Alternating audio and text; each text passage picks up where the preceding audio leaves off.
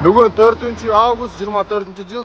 Бишкек Нарын Торғарт автожолы 109-138 шақырым, 124 шақырым иш алып бара жатабыз. Поток өтө көп көл тараптан. Объездная кеспет.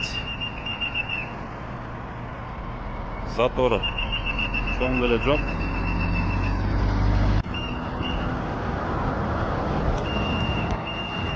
Жібек жолу калинина. 4 август 2024 жыл, saat 21:30. Saat 10:05 өтті. Жолу Калинина. Автономка тынч. Пробка жоқ. Кечки saat 10. Пост объездной Алматинка. Көлдөн келген поток көп болуп атат, аябай. Ошол карата разгрузкамен заниматься турабыз. Обстановка норма.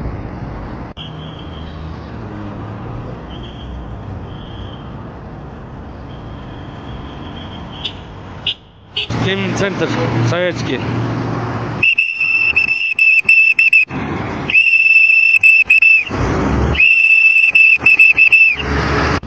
Төртү 08 2024 жыл